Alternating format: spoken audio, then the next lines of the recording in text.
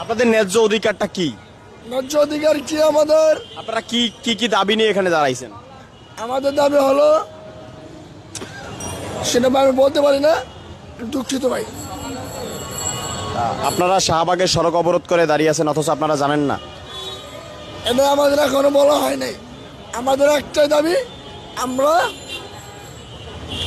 আমাদের যে ন্যায্য অধিকার, এই অধিকারের জন্য আমরা দাবি। আমরা কেন শাহবাগের বলেছিলেন, আপনি তো বলেছেন শাহবাগের মোড় কেন আমরা গৃহ করে আমরা কেন দাঁড় করে আসি, কেন আমরা এসব করতেছি?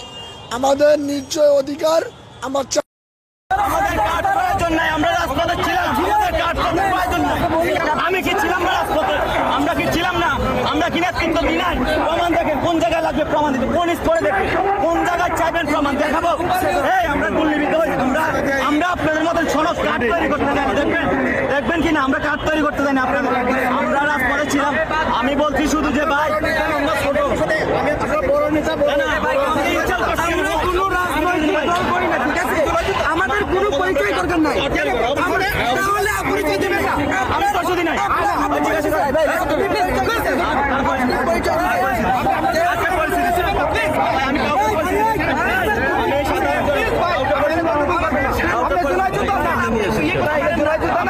আমাদের সাথে অবস্থান করছে, আমাদের সাথে অবস্থান করছে ভাই। উনি জুলাই যুদ্ধ না, উনি আমাদের জুলাই যুদ্ধ না সৃষ্টি করতে চাচ্ছে। আমাদের দাবি দুইটা, জুলাই সনদ, জুলাই ঘোষণাপত্র লাগবে। উনি আহত না, ওনার কোনো ডকুমেন্ট। সনদ না থাকলে কি কেউ